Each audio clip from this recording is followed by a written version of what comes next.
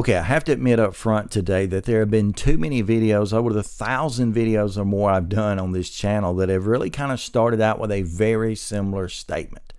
However, I cannot make apology for that because this is where we really live our lives. What I'm talking about today, once again, is the fact that we oftentimes will face very, need I add another very difficult, or as you will, bad day. And our mindset, our attitude, what we see before our eyes is going to have so much to do with the ultimate outcome of our lives and how successful we are and what type of quality of life we live, that we've just got to get that mind right. We've got to set that attitude, those thoughts, and all those things in order that we can face those bad days. And so with that being said, today I want to share with you about 10 of these. So this will take a few moments. I'll put links in the description where you can skip ahead if you'd like.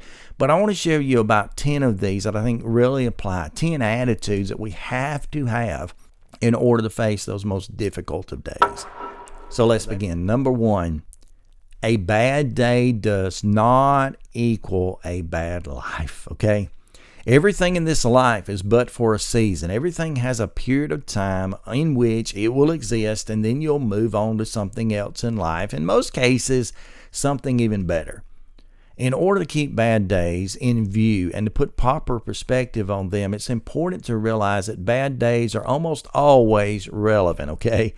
I can remember many times in the last year, for example, so 10 years post-transplant, where I woke up in the morning, I've not felt well, I hadn't even hardly felt like getting out of bed, and I struggle to get on with the day, but I know I have to face that, so I do.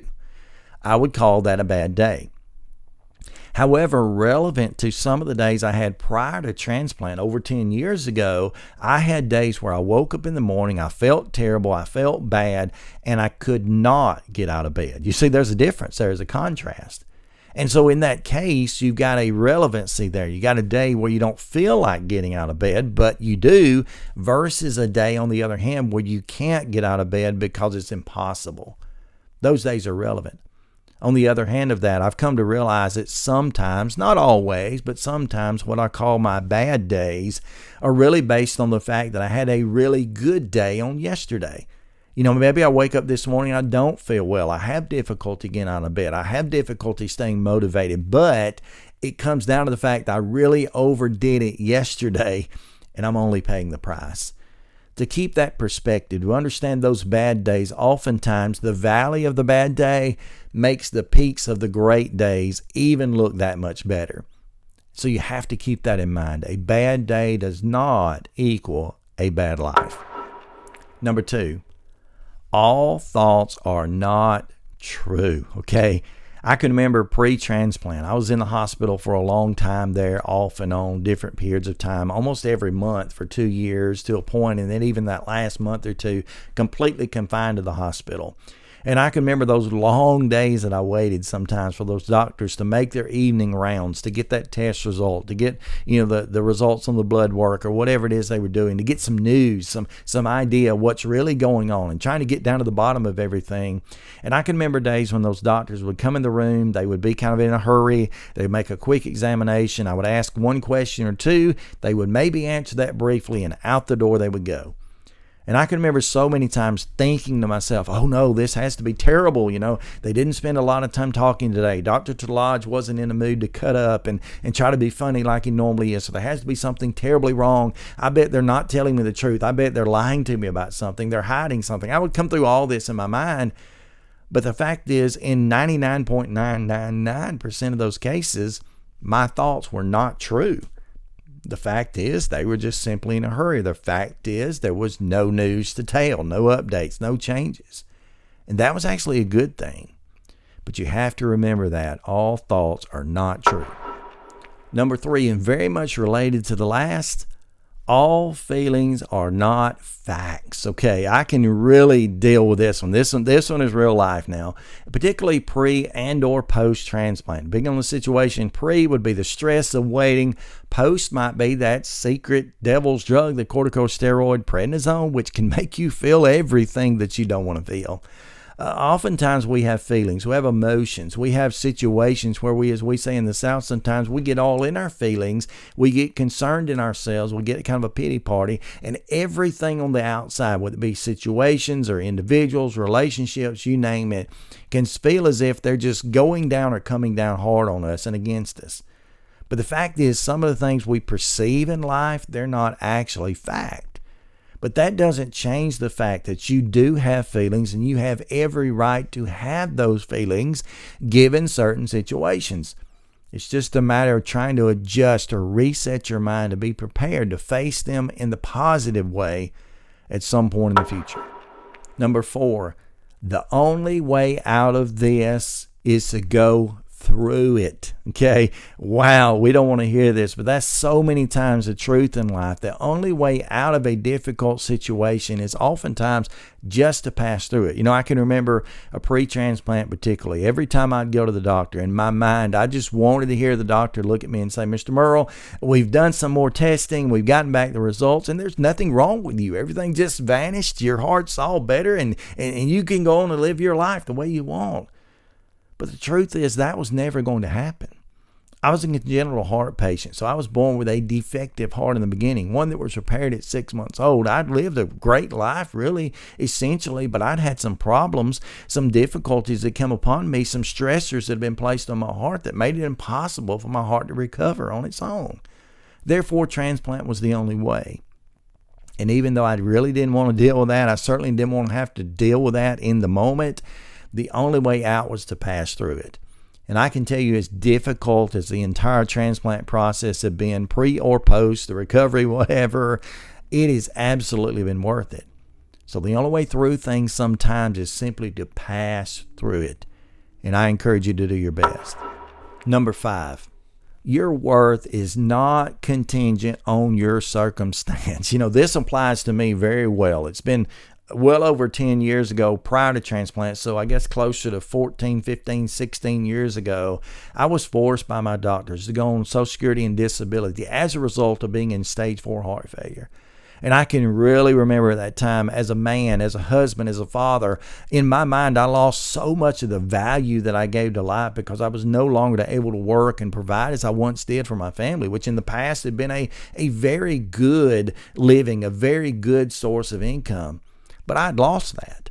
And I can remember at that point just kind of feeling so devalued by the situation, the circumstance I was in, feeling as if I was no longer a contributor to my family or society or whatever. But the truth all the while was this: my value, especially for my family, those who love me the most, was never contingent on my ability to do anything, was never contingent over the circumstances I were in, whether they were very positive circumstances and everything was going well, or whether at that time things were really falling apart and things were very difficult and hard. Your value is never contingent on your circumstance. Number 6, know this one: nothing stays the same. Life guarantees that, okay? Nothing ever stays the same. So no matter what your situation is right now and how difficult it may feel or how troubling times really are, keep in mind nothing ever stays the same. Life is a series of ebbs and flows. It's a series of very high times in life and sometimes very low times in life. And a lot of times that goes just similar to the waves of the sea. It just continues to flow in. That tide comes in and that tide goes out. Life comes in with that and life goes out.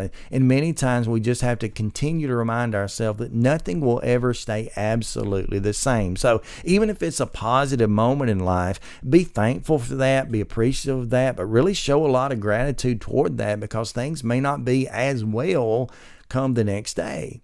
But always keep up the mindset that things can and do often change, and be ready for that no matter what those changes involve. Number 7, and this is a big one: you can't be everything to everyone. Too many times in life, it's the people on the outside, our friends, our family members, once again, who place so much pressure on us. They just kind of burden us and hold us down with the expectations that they have from us. And sometimes we're honestly not able to fulfill all of their expectations. As a matter of fact, I don't think any time in life are we able to fulfill everyone's expectations every time. But you can be true to yourself. You can expect something out of yourself and achieve that because you have within you the ability through experience to set those bars just barely above your head. Oftentimes, I'm guilty myself of setting a bar way too high to reach. And when I do that, I end up getting disappointed. So set those bars just high enough so you have to reach, but you don't always have to struggle. Don't try to be everything to everyone, but satisfy your own self. That's all you can do. Number 8, and very similar to that one, be gentle with yourself, trust your inner voice, and be resilient, okay? There are going to be times when you just have to battle through some things. And when you come up with, in my mind at least, I always have, I come up with so much doubt. I come up with so many times in life where I think, Jim, you just can't go through that again. You can't face this situation or that, when the truth is, yes, you can. We have proven, if you're a post-transplantation particularly, or even pre, I mean, you're living a life too, but we have proven so many times in life that we as transplant class chronically ill patients, we're so resilient, we're so tough, we're warriors, as I like to say. And anytime that you win or accomplish one battle, just understand you can probably do that again. So continue to look at yourself positively and continue to think to yourself, what ability you have, and be grateful for that. You can be resilient, so trust your inner voice, trust your strength. You know yourself better than anyone else. Number 9, you are not alone, okay? You're not alone in this. There is always someone out there. You may not find them easily, and there are not enough sometimes, but there's always someone out there willing to support you. So you're not alone. Don't be afraid to ask for help. Don't be afraid to become, in some senses, vulnerable.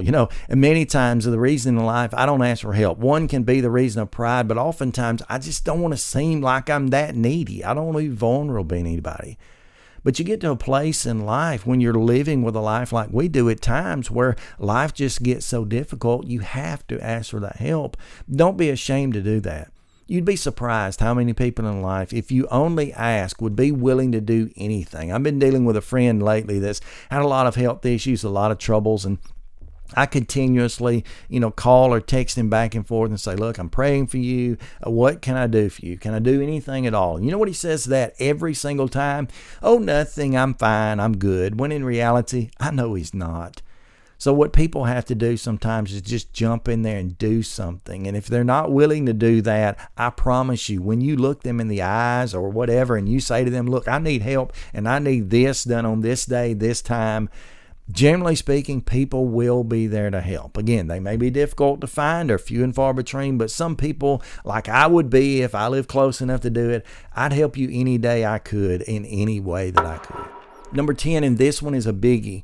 Focus on the things you can control and let go of the rest. Okay, listen to me clearly. Focus on what you can control and let go of the rest. Too many times I'm guilty of this. Perhaps you are the same. We try to control everything in life. We want everything done our way in our time. We want to be able to fix everything. I'm a fixer by nature. We just want to be in control. And sometimes so many things about this life are completely out of your control. And although it's very difficult to do, you have to let go of those things and just let them be taken care of. Let God take care of that. That's even the better plan to begin with, but oftentimes that is very, very hard to do, and I know it is much easier said than done.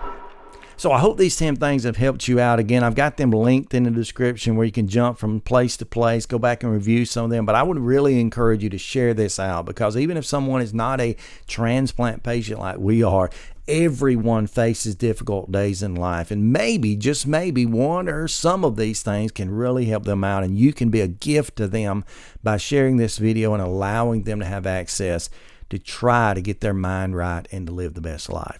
Until next time, each and every one of you, please stay stronger, my friends.